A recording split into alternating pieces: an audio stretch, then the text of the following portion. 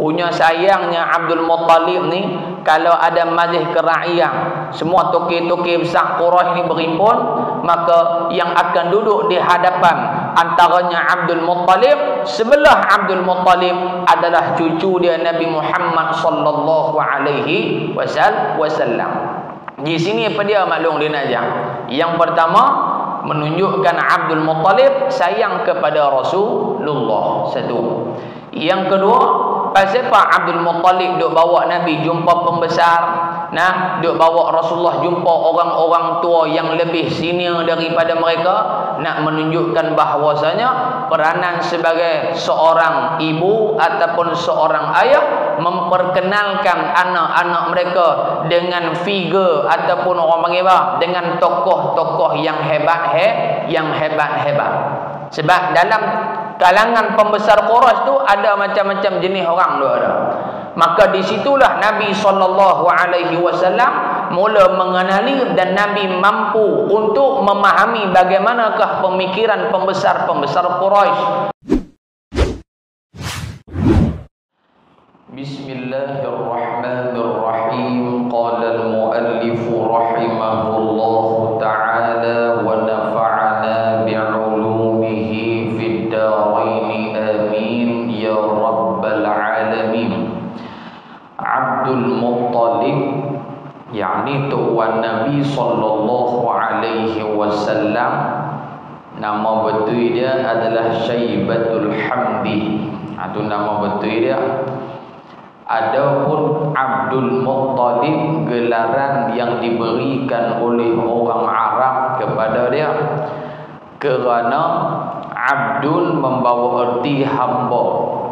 Muttalib adalah nama kepada poknakan tuan Nabi, poknakan Abdul Muttalib, nama dia Muttalib. Maka tuan Nabi kerja dengan poknakan dia yang bernama Muttalib dan taat serta patuh dengan apa yang diperintahkan oleh poknakan dia. Yang diperintahkan oleh Muttalib kepada tuan Nabi ini semua dia buat belaka. Tak ada bangkang, tak cakap banyak, tak tanya banyak. Boleh kita kata kalau dia suruh, Abdul Muttalib ni akan kata baik bos. Tak cakapnya lah.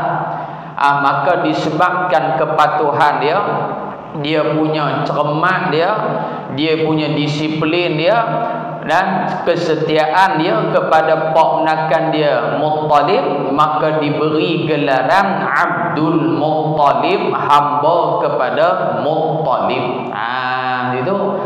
Jadi ini sesuailah dia ni digelar sebagai Abdul Muttalib, hamba Muttalib, pasal taat pada perintah Muttalib. Adapun kita, nama apa kita ni? Abdullah, hamba Allah.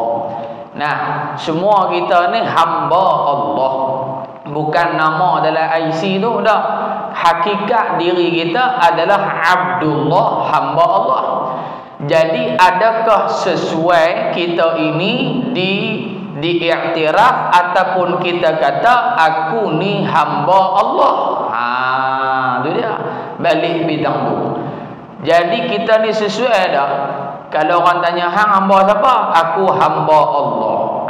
Kalau betul hamba Allah, kita akan melaksanakan segala yang disuruh oleh Allah dan meninggalkan segala yang dilarang oleh Allah, baru nama Abdullah. Tapi kalau beriman sebahagian, kufur sebahagian, percaya sebahagian, tak percaya sebahagian, adakah layak kita digelar sebagai Abdullah ataupun kita layak digelar sebagai Abdul Syaitan, hamba kepada setan? Itu dia. Waktu dalam Quran Allah Ta'ala berfirman, yukhadi'un Allah walladzina amanu wa ma yakhda'una illa anfusahum wa ma yash'urun. Ini sifat orang-orang munafik. Allah Ta'ala sebut yukhadi'un Allah, Nah, mereka ingin menipu Allah. Siapa menipu Allah? Allah di sini membawa erti Muhammad wa ashabuh, Muhammad dan juga para pendukung, yakni para sahabat Muhammad sallallahu alaihi wasallam. Duk depan Nabi, depa kata duk dengan Nabi. Duk belakang Nabi, depa lawan Nabi. Duk satu tempat kata ikut Islam. Duk tang ni kata tak apa nak suka dengan Islam. Duk tang ni dia sokong ajaran Islam. Duk hak balik ni tak apa nak sokong ajaran Islam. Dia ni talang dua muka. Memang talang dua muka tak? Nah, dia ni jenis talang dua muka. Siapa orang ni? Yukhadi'unallah, mereka yang ingin bohong Allah Subhanahu wa taala. Yukhadi'unallaha walladzina amanu, mereka ingin menipu Allah, yakni Rasulullah dan para sahabat, walladzina amanu, dan orang-orang yang beriman kepada Allah dan Rasulullah sallallahu alaihi wasallam. Tapi Allah Ta'ala menyatakan yukhadi'unallaha walladzina amanu wa ma yakhda'un, sesungguhnya kata Allah sebenarnya kami duk bohong mereka. Nah, kami yang duk bohong mereka, bohong bagaimana? Ulama mentafsirkan bohong Allah Ta'ala kepada hambanya yang tadi ni, yang munafik tadi. Allah Ta'ala meletakkan setiap benda jahat yang mereka buat, mereka sangka benda tu elok. Setiap benda maksiat, mereka sangka benda tu elok. Setiap benda buruk, mereka sangka benda tu elok. Maka tu tanda dia dibohong oleh Allah. Dia seokok bodoh. Contoh saya kata ni, haram dak rokok? Tanya maklum kan? Maklum, rokok haram tak ni? Pas raya ni dia cengih kali lembut-lembut. Maklum, haram ke halal? Siapa kata sunat angkat tangan saya nak pergi kawan dengan dia?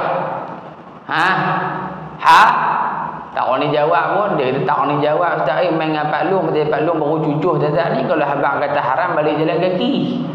Haram ke halal Mak Long? Dah tanya Mak Long ni.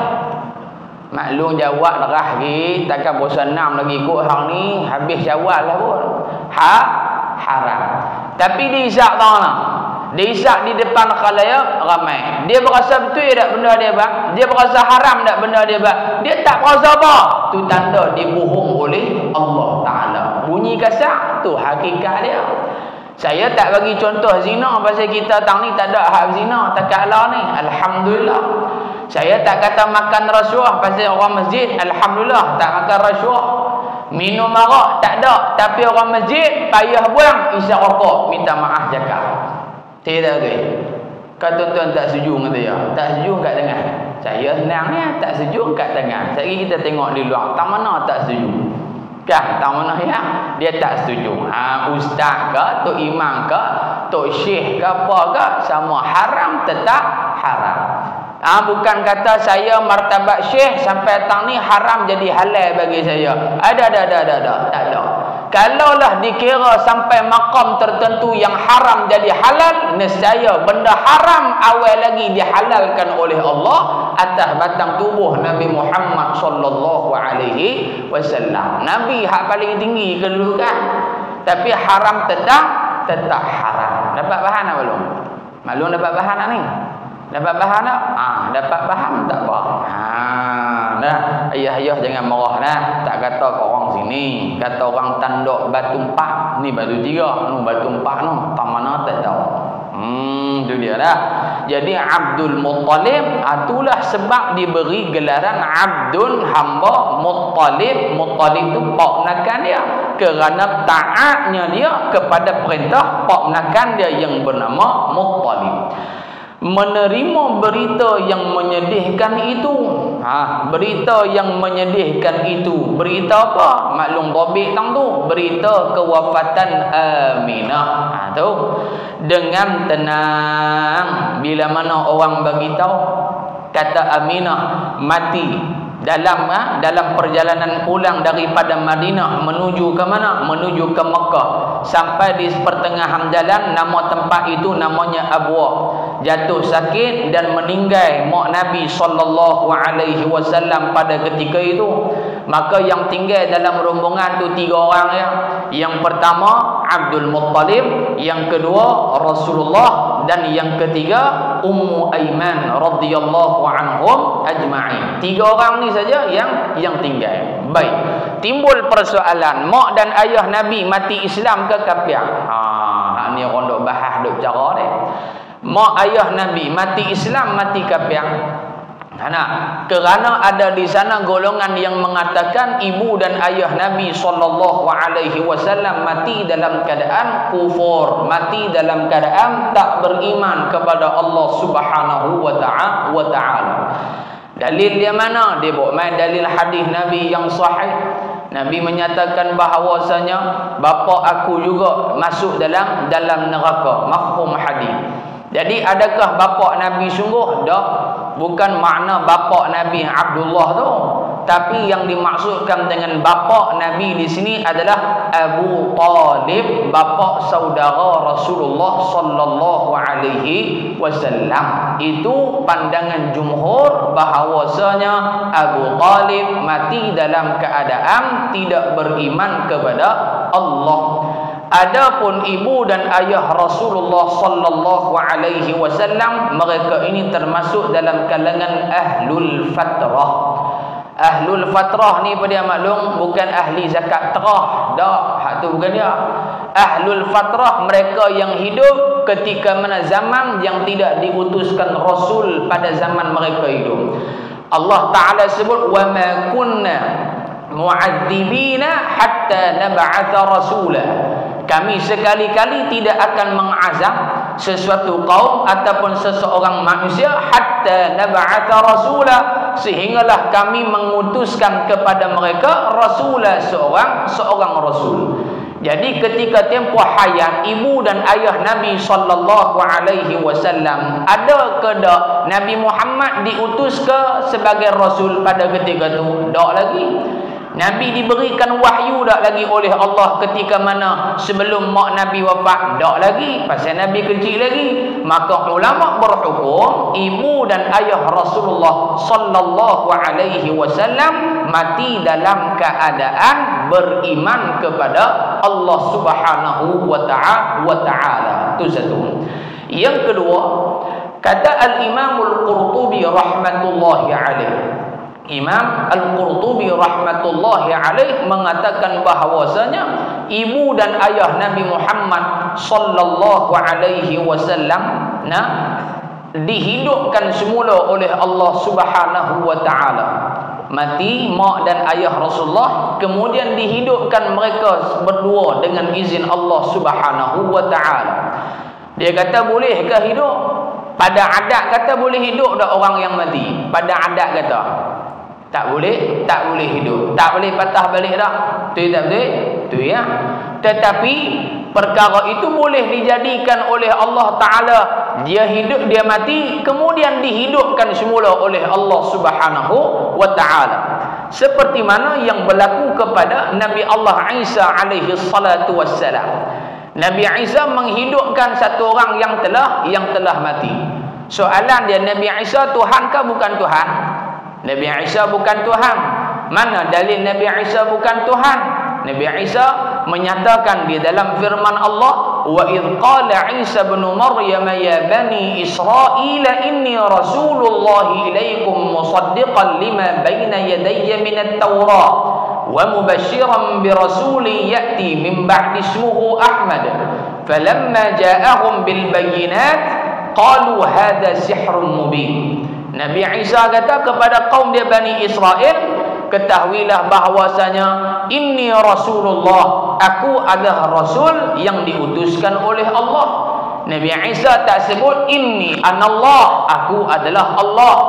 Nabi Isa tak sebut inni ibnullah, aku adalah anak Allah. Tapi Nabi Isa sebut inni Rasulullah, aku adalah pesuruh Allah. Bila kata pesuruh Allah, Nabi Isa sama tak dengan Nabi Muhammad punya tugas? Sama. Tak lebih daripada tu.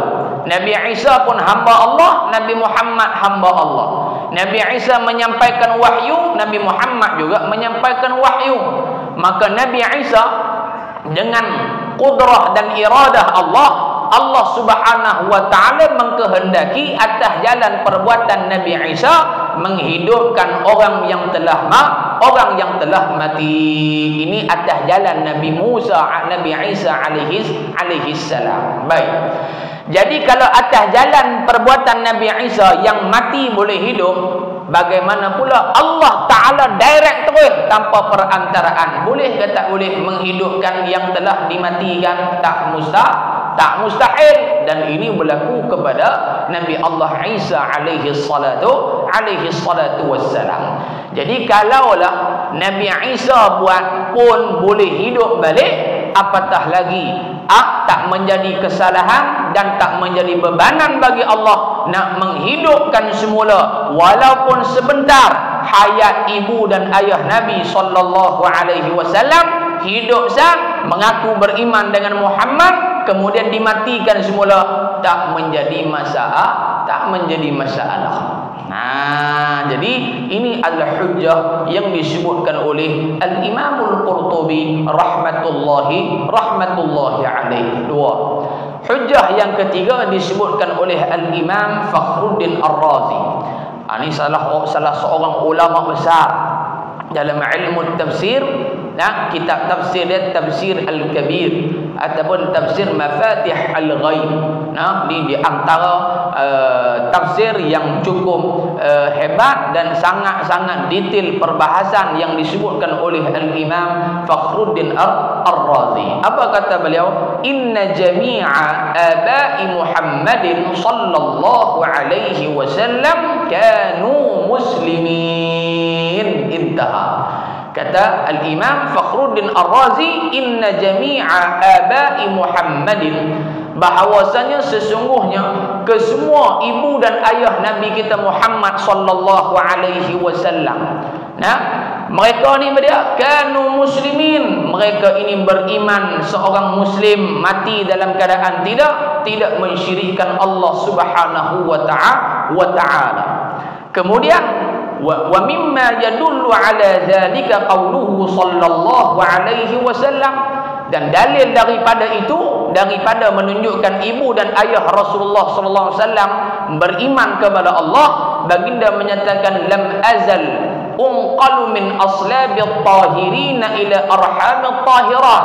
Nabi Muhammad menyatakan tidaklah aku ni berpindah daripada satu keturunan ke satu keturunan, daripada satu rahim ke satu rahim, melainkan kesemuanya at-tahirat, suci bersih belaka-belaka.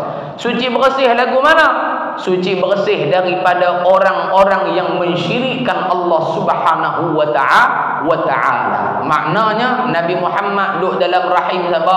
Mak dia Aminah radhiyallahu anha. Aminah Islam tak? Aminah Islam. Benih yang masuk dalam batang tubuh Aminah mai kod mana? Mai kod Abdullah. Abdullah ni pemilik benih tadi.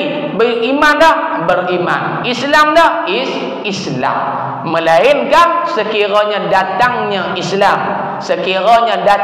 Islam, mak dan ayah Nabi sendiri tak beriman dengan Rasulullah, tu cerita lain.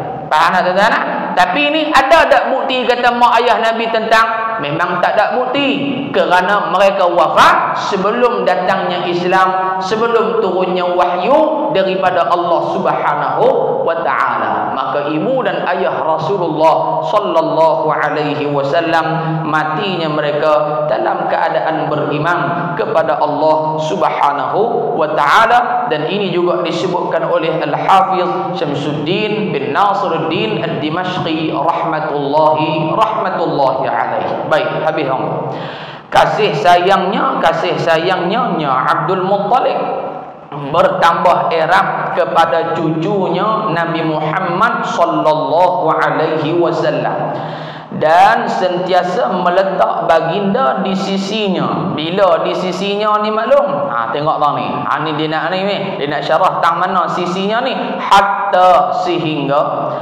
dia di dalam majlis perjumpaan, di dalam majlis perjumpaan di kalangan pembesar Quraisy pun, dia Abdul Muttalib membawa cucunya Nabi Muhammad sallallahu alaihi wasallam. dan ketika ia selalu duduk berhampiran Kaabah, dan ketika ia Abdul Muttalib selalu duduk berhampiran Kaabah bersama-sama orang-orang tua Quraisy, Abdul Muttalib membenarkan Nabi Muhammad sallallahu alaihi wasallam berada di atas hamparannya. Punya sayangnya Abdul Muttalib ni, kalau ada majlis kerakyat, semua tokoh-tokoh besar Quraisy ni berhimpun, maka yang akan duduk di hadapan antaranya Abdul Muttalib, sebelah Abdul Muttalib adalah cucu dia Nabi Muhammad sallallahu alaihi wasallam. Di sini apa dia maklum dia nak ajar? Yang pertama, menunjukkan Abdul Muttalib sayang kepada Rasulullah, satu. Yang kedua, pasal apa Abdul Muttalib duk bawa Nabi jumpa pembesar, duk bawa Rasulullah jumpa orang-orang tua yang lebih senior daripada mereka, nak menunjukkan bahawasanya peranan sebagai seorang ibu ataupun seorang ayah memperkenalkan anak-anak mereka dengan figure ataupun orang panggil apa, dengan tokoh-tokoh yang hebat. Sebab dalam kalangan pembesar Quraisy tu ada macam-macam jenis orang tu ada. Maka disitulah Nabi SAW mula mengenali, dan Nabi mampu untuk memahami bagaimanakah pemikiran pembesar-pembesar Quraisy. Bila main besar, Nabi tahu dah, oh kepala Quraisy hak jenis ni macam ni. Dia ni kalau kabilah ni perangai lagu ni. Dia ni kalau duk menyembang dia jenis perangai lagu ni. Maka ini dipanggil apa? Tarbiyatul aulad. Cara pendidikan anak-anak di peringkat awal yang dilakukan oleh Abdul Muttalib terhadap cucunya Nabi Muhammad sallallahu alaihi wasallam. Baik. Kemudian Abdul Muttalib pula menemui ajalnya, yakni matilah setelah berumur 120 tahun. 120 tahun, yakni ketika umur baginda sallallahu alaihi wasallam mencapai 8 tahun. Mak Nabi wafat kira-kira usia Rasulullah sekitar 6 tahun. Tok Wan Nabi pula wafat sekitar usia baginda 8 tahun. Sebelum meninggal dunia, Abdul Muttalib telah menyerahkan amanah atau bintang tu dia wasiat tu. Dia bukan suruh pi amanah raya dah. Telah menyerahkan amanah, yakni telah mewasiatkan amanah menjaga cucunya mana? Nabi Muhammad tu kepada anaknya mana? Anaknya yang bernama Abu Talib. Pasal apa serah ke Abu Talib? Kita sebut dah hari tu ni. Pak Nabi Abdullah ada 16 beradik. Ada 16 beradik. 6 lelaki 10 perempuan. 10 lelaki 6 perempuan. 10 lelaki 6 perempuan. Antara pak nakan Nabi sallallahu alaihi wasallam, hak kata 10 lelaki 6 perempuan ni lain-lain mak satu pak, tapi lain mak. Baik. Abdul Muttalib berkahwin dengan isterinya yang bernama Fatimah binti Amru bin Aiz al-Makhzumiyah. Tu nama tu Rasulullah hak perempuan. Fatimah binti Amru bin Aiz al-Makhzumiyah, daripada kabilah Bani Makhzum. Kawin Abdul Muttalib dengan Fatimah dapat 2 orang anak lelaki. Siapa anak lelaki ni? Yang pertama Abdullah, yang kedua Abu Talib. Itu. Baik, pak melakan Nabi hak lain Hamzah, Abu Lahab apa semua tu, hak nu pak melakan tok lain. Pak melakan tok lain, tapi tok wan yang sama. Jadinya Abdul Muttalib dia serah Rasulullah ni adalah mana? Adalah anak ataupun cucu daripada bini dia, bukan daripada lain bini. Dah, cucu daripada satu mak. Faham tak dong? Maklum faham tak saya cerita ni? Faham kan? Cerita bab bini ramai ni maklum mesti faham ya. Tapi bukan nak suruh menikah ramai, dak, nak faham nasab tu. Kalau dalam kelas saya buat carta. Kalau nak murid kita buat carta bagi dia mengapai nasab keturunan tu. Kan? Kalau masjid kita kalau bulan depan ada papan putih lagi clear, 9.30 nanti lejak kan. Dia tak payah buah nanti 9.30 pula. Kita tak payah pakai papan pukul 9 nanti dia berhenti dah. Bagus juga dia tulis dulu paling kurang maklum. Mungkin kita tak tahu ni eja ke mana ke, zai ke, za ke, kita tulislah. Selalu saya buat peta minda. Kan peta minda. Pasal orang kita ni dia tak mau baca panjang-panjang, dia mau ringkas-ringkas. Kan? Nama apa? $2. Dekat tu ya. Dia mau gitu. Beranak bila? Tahun 94. Nak bubuh hak detail-detail ni payah sikit. Nah, jadi boleh juga kalau nak buat, kalau tak mau pun tak apa. Kan? Nanti tuan-tuan bincanglah mesyuarat agung. Tu dia mesyuarat agung tu. Buat mesyuarat agung membincangkan adakah nak letak whiteboard ataupun tak perlu letak whiteboard. Buat mesyuarat agung tahunan sesi penggal kedua 2022. Mohon ya. Ada masjid kita buat itu. Masjid Belah Penang kita buat itu, saya minta terus lah. Minta tu kita terang. Hak ni. Tambah bila main masuk bab nasab, dia kata kok mana main tu nasab ni. Jadi bila dia tunjuk, oh dia faham dah. Kerana bila bab nasab ni dia ada hukum hakam dia. Masalah menyusu dan sebagainya. Baik. Jadinya diserahkan Rasulullah kepada Abu Talib. Kerana Abu Talib ni adalah dua beradik seibu sebapa dengan Abdullah. Seibu sebapa dengan Abdullah. Tak bagi kepada Hamzah pun pak menakan Nabi. Tapi Hamzah ni adalah pak menakam. Satu tok wan, lain tu. Pasal Nabi tok Nabi Fatimah, Hamzah mak dia nama lain. Faham tak? Jadi berbeza di situ. Tak apa. Habis dekat tu. Kemudian sesungguhnya Abu Talib telah menunaikan amanah itu.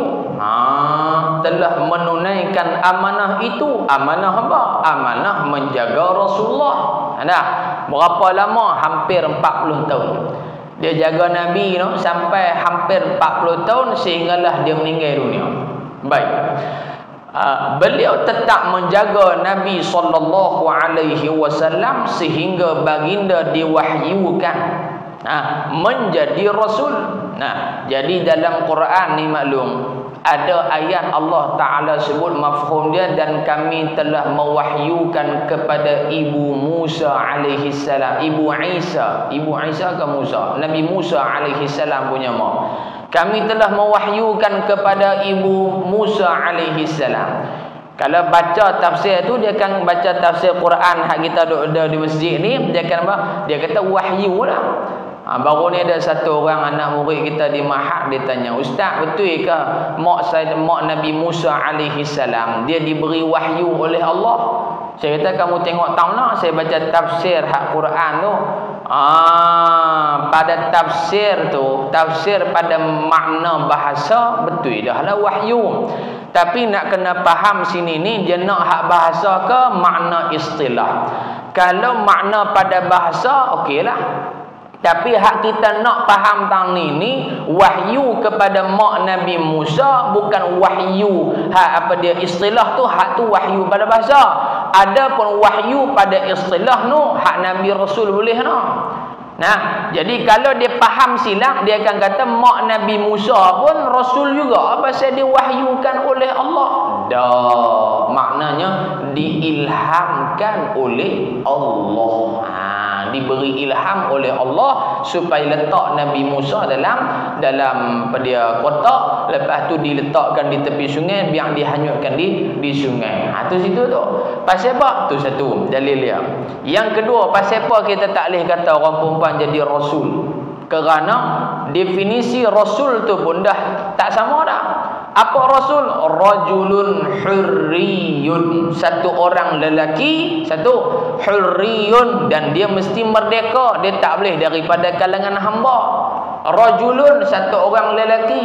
Dia tak kata imra'atun, satu orang perempuan, dia kata lelaki. Jadi mak Nabi Musa alaihi salam lelaki perempuan, mak Nabi Musa perempuan, maka bukan nabi, bukan rasul. Mak Nabi Isa alaihi salam, mak Nabi Isa. Allah Ta'ala sebut tentang kelebihan mak Nabi Isa alaihi salam, antaranya ulama sebut wanita yang tidak ada haid, tak ada cuti, ABC tak ada. Kita walaupun tak ada ABC, rembat ABC tiap hari kita, hak jantan. ABC batu campur. Sayyidatuna Fatimah tak ada haid. Allah Taala bagi kat depa ni kelebihan, boleh ibadah sedia-sedia. Ada orang lelaki satu orang pakcik jumpa saya, dia kata syok ada orang perempuan tu. Depa ada haid, boleh lek mayang. Oi, ni ada nak lek mayang balong ni tak badan umur 70 dah. Dia kata boleh lek mayang. Saya kata takat lek mayang gagah ni lek puasa tu tak tahan. Lah dia kata kalau tu tak jadi, dia kata hak puasa letih lagi pada mayang kata. Dia kata tak jadi. Mereka kena sedah ke dia ya. Tuhan nak kena ikut dia, bukan dia ikut Tuhan lah ni. Nah. Jadi mak Nabi Isa ni lebih mak Nabi Isa Allah sebut dalam Quran. Falamma dakhala 'alayha Zakaria al-mihrab wajada 'indaha rizqa qala ya Maryam anna laki hadha qalat huwa min 'indillah. Ketika mana falamma dakhala 'alayha Zakaria al-mihrab, ketika mana Nabi Allah Zakaria memasuki ruang ibadah Sayyidatuna Maryam alaihissalam, itu dalam mihrab dia, tempat ibadah dia. Apa yang berlaku? Maka melihat Nabi Allah Zakaria akan hidangan makanan. Macam-macam jenis makanan, buah-buahan ada, makan minum semua ada, kira komplit set, first 5 star kira kita kata. Kan? Kalau pergi Mekah tu kira duduk sofa Orchid ke, pergi duduk sofa Darul Ghufran ke, pergi duduk Swiss Rotana ke, pergi duduk Swiss Al-Maqam duduk belakang ni, Swiss Rotana ke, duduk mana tu? Oh, gila-gila punya hotel kira. Masuk tu makanan penuh. Tanya Nabi Allah Zakaria alaihi salam, wahai Maryam, ni makanan ni siapa buat main kat hang? Kata Sayyidatuna Maryam alaihi salam, qalat huwa min indillah, makanan ini Allah yang bagi kat aku. Tu dia. Maklum ada duk qatik turun-turun tengok capati duk sebelah dah. Tak ada. Ada dah duk qatik di masjid kita, la ilaha illallah, la ilaha illallah, la ilaha illallah, la ilaha, celek-celek tengok-tengok roti tepayan meleleh punya cheese duduk sebelah. Tak ada. Jangan harap pergi duduk tempat tepayan pun belum tentu bina Nabi. Nampak? Tapi kisah Sayyidatuna Maryam, Allah nak ajak Maryam bukan seorang nabi, bukan seorang rasul, dia min auliyaillah, wali Allah. Itu nak boleh nampak tu. Habis di situ tuan-tuan. Kemudian beliau Abu Talib sentiasa mempertahankan Nabi sallallahu alaihi wasallam, terutama ketika siapa? Ketika diancam oleh kaumnya. Ketika siapa ni? Ketika baginda diancam oleh kaumnya. Sebab itu walaupun dia sendiri tidak memeluk Islam sehingga akhir hayatnya. Ini hadis ni adalah Sahih Muslim pun ada, ayat Quran pun cerita juga tentang pengharaman mendoakan kepada orang-orang yang mati dalam keadaan tak beriman. Haram, tak boleh. Adapun waktu dia hidup boleh tak doa Allah ampunkan dia? Tak boleh, pasal dia tak Islam, tak beriman. Tapi kalau doa dia masuk Islam, boleh tak? Boleh. Boleh dah. Ya Allah, ya Tuhanku, bagilah Lionel Messi masuk Islam. Tak apa. Jangan doa pula. Ya Allah, ya Tuhanku, bagilah Lionel Messi kekal di dalam Jannatul Firdaus. Ni mau boleh bala belaka ni? Tak boleh, haram. Kerana dia tu orang yang tak beriman kepada Allah Subhanahu wa taala. Baik. Beberapa i'tibar makna apa? Pengajaran yang perlu difahami. Situ tu perlu difahami mai kok mana ni? Difahami daripada kisah kita sebut sebelum ni. Mak Nabi meninggal, lepas tu Nabi dibelah dada, cerita-cerita hak belakang tu. Menurut Al-Buti, siapa Al-Buti ni? Asy-Syahidatur Ramadan Al-Buti. Seorang ulama Syam, seorang ulama Syria. Di dalam kitabnya Fiqhus Sirah, bahawa peristiwa-peristiwa kewafatan ayahanda, kemudian bonda dan berikutnya datuknya bukanlah secara kebetulan semata-mata, tetapi mengandungi hikmah yang besar yang ditakdirkan oleh Allah yang Maha mengetahui. Di sana tidak ada lagi alasan bagi orang-orang yang mahu mengambil kesempatan bagi memperkecilkan Islam dan Nabi. Kalau mereka boleh menuduh dan mempunyai alasan kononnya dakwah dan sifat-sifat yang dimilikinya Nabi Muhammad adalah pengaruh dari ayah, ibu dan datuknya yang menjadi bangsawan Arab ketika itu. Jadi sebab apa Allah mematikan ibu Nabi, ayah Nabi? Lepas tu siapa pula mati? Lepas tu tok wan Nabi pula. Ni sebagai penutup kepada fitnah yang kebarangkalian akan ditimbulkan oleh orang-orang kafir. Mereka akan kata barangkali Muhammad tu dia ni jadi bagus pasal pak dia bagus. Tu jadi bagus maka dak Allah Taala bagi mati semua orang hak penting-penting dalam hidup Rasulullah, nak menggambarkan bahawasanya Nabi Muhammad mendapat tarbiyah, mendapat pendidikan secara langsung daripada Allah Subhanahu wa Ta'ala. Nabi tak pandai baca, Nabi tak pandai tulis, tapi pada Nabi SAW boleh cerita benda yang realiti berlaku. Ini menunjukkan mukjizat Rasulullah. Kita tak erti baca, tak erti tulis, agak cerita guna pelik lagi dia cerita ke orang. Nah, tara duk reti baca, tara duk reti tulis pun tak betul lagi. Hak kita habaq kadang-kadang. Bayangkan kalau tak pandai baca, tak pandai tulis, agak-agak nak cerita apa ke orang? Nescaya tak boleh cerita apa. Tapi Rasulullah boleh cerita benda yang nampak alam musyahadah, dan Nabi boleh cerita alam ghaib, benda yang ghaib, sama ada perkara yang sudah berlaku, yang sedang berlaku dan yang akan berlaku. Semuanya telah disebutkan oleh Rasulullah di dalam hadis Rasulullah.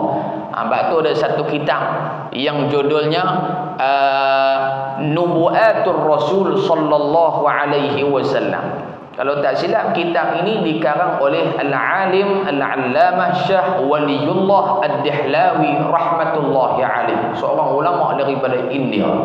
Cerita beratus-ratus hadis Rasulullah tentang apa yang akan berlaku. Semuanya dah berlaku belaka. Menunjukkan apa? Nubuat ni maksud apa? Nubuat ni bahasa kita panggil ramalan lebih orang itulah. Tapi tak eloklah kita panggil ramalan. Dalam bahasa mudah faham, ramalan kaji cuaca. Tokoh-tokoh sungguh, tokoh-tokoh dak tidak. Kita dah tengok dalam TV 1 ke 7.30 ramalan cuaca Jabatan Meteorologi Malaysia bersama dengan saya. Dia hari ni kita tengok dia Al-Ustaz, dia akan turun hujan lebih kurang. Lepas tu belah Pulau Pinang kita pun tengok petang ni Pening hujan pula, baru nak pergi makan Cik Kanak Sulaiman dia pergi hujan pula.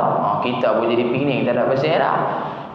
Tengok-tengok tak hujan, telefon kawan kita, "Weh, hang dok mana ni? Kami baru emian dok Sumbar nasi kandang Sulaiman baru emian di Tanjung apa? Hang tak main apa? Hang boleh cem ni." Kita berketuk dia, "Allah, dia betul-betul murung dengan meteorologi ni." Kita kata, nama pun ramalan. Tapi Nabi Muhammad ramalan ke? Tak. Hak Nabi sebut tu confirm jadi. Banyak dah hak jadi, banyak dah dok jadi. Apa dia banyak dah jadi? Contohnya Nabi sebut akhir zaman. Kamu nak tengok zaman kamu ni dekat ke tak dekat dengan Dajjal? Yang pertama, banyaknya pembohongan dalam kehidupan manusia. Mohong ni saja-saja. Ustaz kaki mohong. Dah mohong ustaz pun. Dia tak kira serban, nak kata jin ni. Menteri mohong, lama dah dia mohong. Lagi siapa lagi? Pemimpin atasan negara, tak kira negara mana pun, Pasola ke Pasiak Dengung ke apa, mohong dah, mohong juga. Hak penting boleh ke kita. Siapa lagi mohong? Mak pak mohong anak, mohong. Anak mohong mak pak, mohong. Bini mohong laki, mohong. Laki bohong bini, lagi kerak, mohong. Mohong tak? Mohong. Ya Rabbi Ta'ala. Zaman kita ada maklum, zaman kita ada zaman kita tu. Satu. Yang kedua, Nabi sebut apa? Antaranya, orang yang betul dikatakan tak betul. Orang yang benar dikatakan tak benar, dan orang yang tak benar dikatakan benar. Sungguh hak ulama sebut satu habuk tak mau pakai. Mufti keluar fatwa, mufti pula dah kena ada jalah, mufti kena hak nu lah, kena hak ni lah. Tapi kalau orang yang bukan bidang tu bercakap, oh hak ni betul. Betul tak betul? Lah ni pilot pun bercakap, hak mufti bercakap, pilot lah.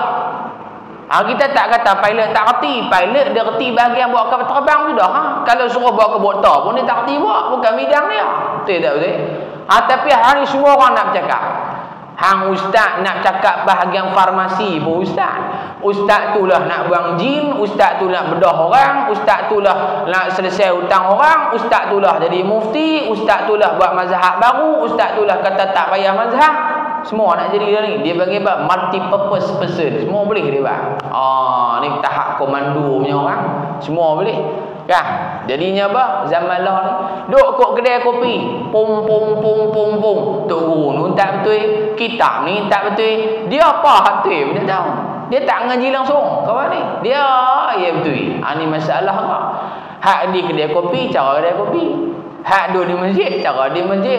Pakat nak bergaduh belaka. Kawan ni kata kat kawan ni, kawan ni kata kat kawan ni. Hak kawan ni kata dia ni kapiak, hak kawan ni kata dia ni tak kapiak. Hak kawan ni pula kata dia ni munafik, hak kawan ni pula dia kata ahli syurga. Hak dia ni kata balik kat kawan, pakat dia lawan kata habis dah ni. Kata tak reti-reti, kata apa tak tahu. Tidak maklum. Maklum tidak. Maklum macam marah pun betul apa. Ni zaman kita ni orang hak cakap betul dia kira tak betul. Orang hak cakap tak betul dia kata apa? Dia kata betul. Hak jahat kata baik, hak baik kata jahat. Jadi kita cakap tuan-tuan atas hak kita tahu sudahlah.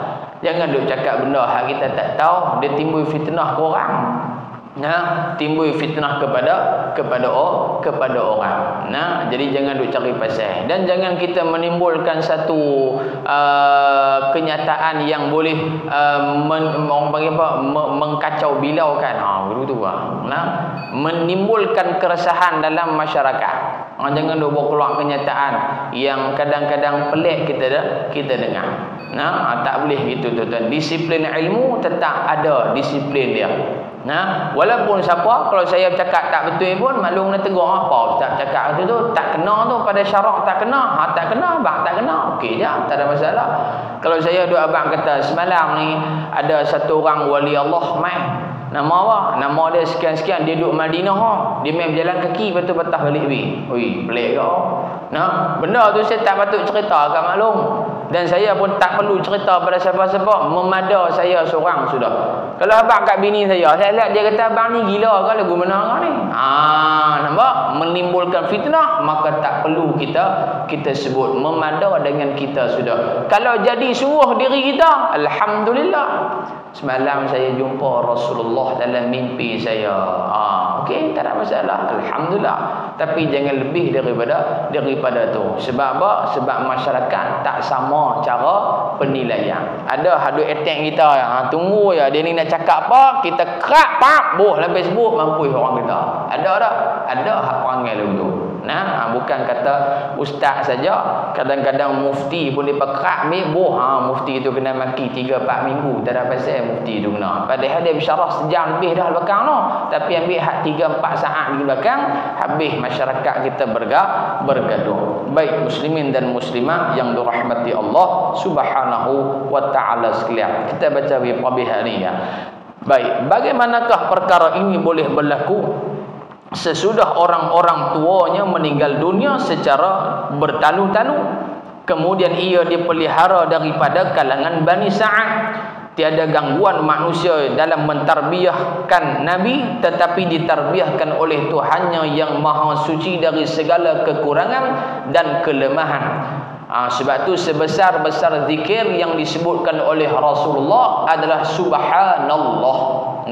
Dalam hadis Nabi yang riwayat daripada Abu Dzar Al-Ghifari yang kita pernah sebut dah dalam khutbah Jumaat bulan lepas ke 2 bulan lepas tu, kata Abu Dzar Al-Ghifari, anna nasan jaa ila Nabi sallallahu alaihi wasallam. Kata Abu Dzar, satu hari ada sekumpulan sahabat mai jumpa Rasulullah. Depa kata kat Nabi, zahaba ahlud duthur bil ujur ya Rasulullah, seronoknya kawan kami yang kaya-kaya ya Rasulullah, depa banyak pahala. Sahabat miskin kata. Pasal apa? Yusallun kama nusalli. Mereka dahlah banyak harta. Nah, mereka banyak pahala. Sedangkan yusallun kama nusalli, depa sembahyang macam mana kami sembahyang. Wa yasumun kama nasum, depa puasa kami pun puasa. Wa yatasaddaquna bi fuduli amwalihim, mereka bersedekah dengan kelebihan harta yang Allah bagi kat depa. Maknanya depa ada 3 kelebihan: pahala mayang, pahala puasa, pahala infak. Hak miskin, pahala puasa, pahala mayang. Berapa? 2 dan 3. 3 2 menang kepada yang kaya. Sahabat yang miskin ni dia tak puas hati, dia medan jumpa Nabi, dia kata, ya Rasulullah, beruntunglah depa ada pahala 3, kami ada 2 ya. Lalu Nabi sebut apa? Awalaisa qad ja'alallahu lakum ma tasaddaqun. Nabi kata, bukankah Allah Ta'ala juga bagi pahala sedekah kepada kamu, walaupun kamu tidak berinfak dengan harta, tetap dapat pahala sedekah. Apa dia Nabi sebut? Inna bi kulli tasbihatin sedekah. Setiap kali kamu bertasbih mendapat pahala sedekah. Dalam hadis ni Nabi mulakan dengan sedekah. Disyarahkan oleh ulama hadis, di antaranya al-marhum Syekh Ibnu Daqiq al-Aid rahmatullahi alaih mengatakan, sebab Nabi mulakan dengan tasbih, subhanallah, maha suci Allah, yakni kita mensucikan zat Allah daripada segala sifat kekurangan, segala benda yang tak sepatutnya disabitkan pada Allah. Subhanallah, maha suci Allah. Maka sebab itu Rasulullah mulakan dengan subhanallah. Inna bi kulli tasbihatin sadaqah. Setiap kali kamu bertasbih dapat pahala sedekah. Wa inna bi kulli takbiratin sadaqah. Setiap kali kamu bertakbir dapat pahala sedekah. Wa inna bi kulli tahmidatin sadaqah. Setiap kali kamu bertahmid alhamdulillah, pahala sedekah. Wa inna bi kulli tahlilatin sadaqah. Setiap kali kamu bertahlil sedekah. Wa amrun bil ma'ruf sadaqah. Suruh buat baik dapat pahala sedekah. Wa nahyun 'anil munkari sadaqah. Cegah buat mungkar sedekah. Wa fi bud'i ahadikum sadaqah. Kamu berseronok dengan pasangan kamu, kamu berjimat dengan pasangan kamu, dapat pahala sedekah. Nabi kata 7 amalan. Antaranya hampa tu.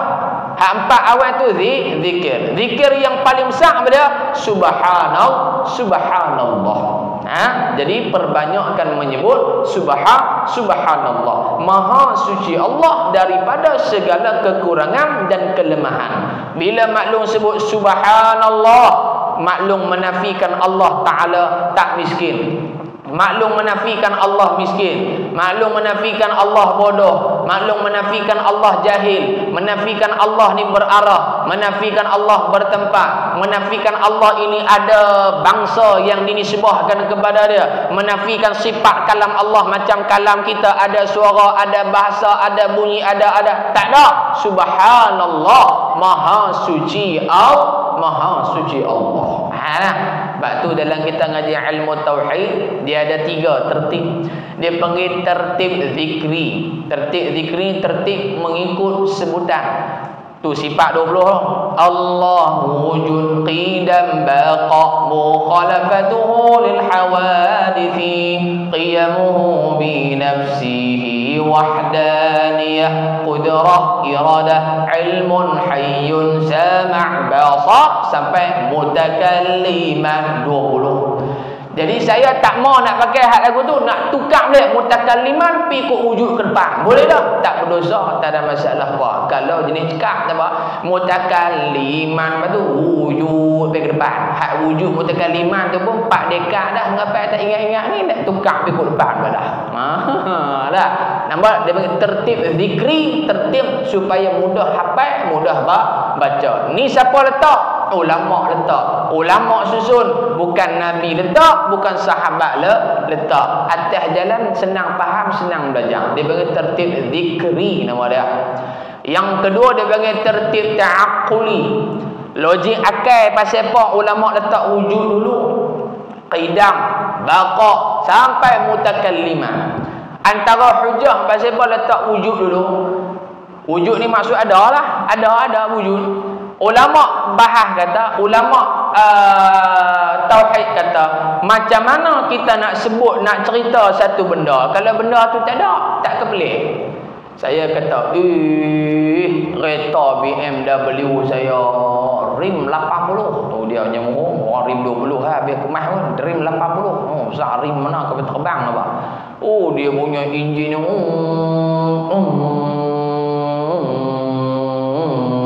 gitu lah. Orang tanya ada tak beli dah ke kereta tu?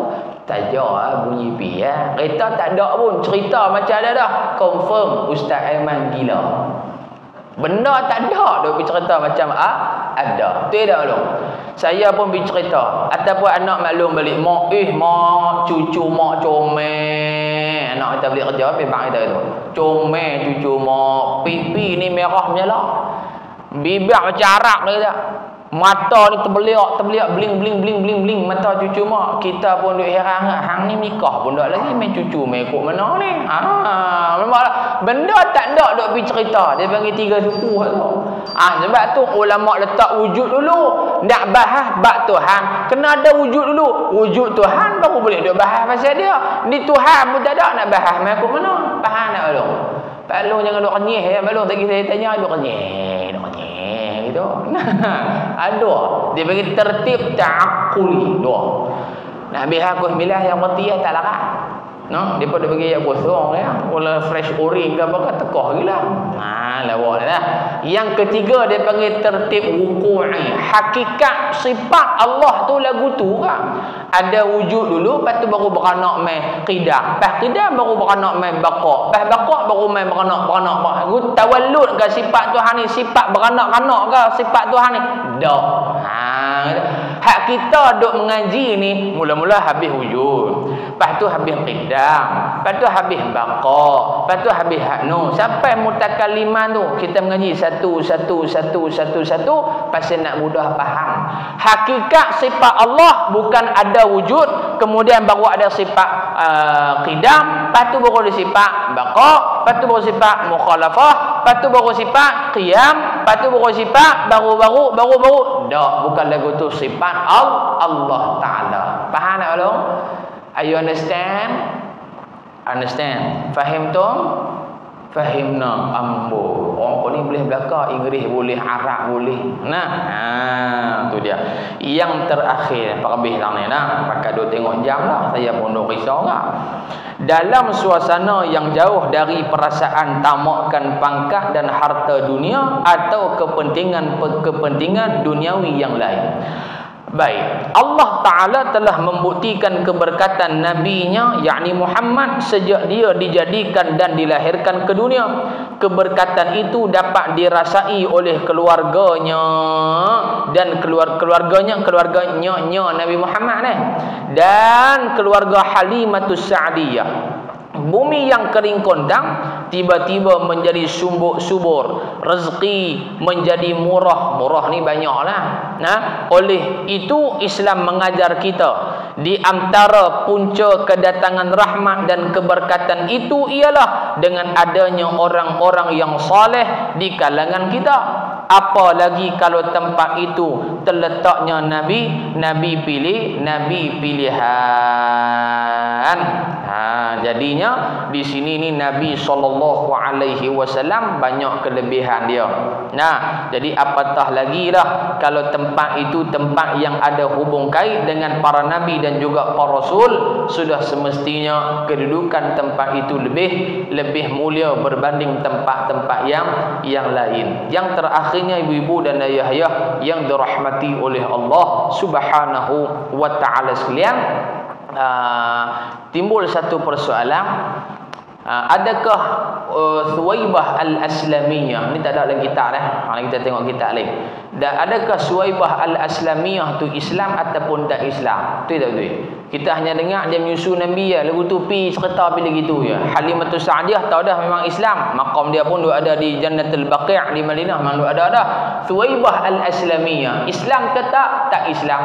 Maka di sana ulama berselisih pandangan. nak berselisih pendapat. Tapi yang banyaknya disebutkan antaranya oleh Al-Imam Ibnu Hajar Al-Asqalani rahmatullahi alaih menakalkan bahawasanya Thuwaibah Al-Aslamiyah radhiyallahu anha daripada kalangan sahabat, daripada kalangan sahabat Nabi sallallahu alaihi wasallam. Satu.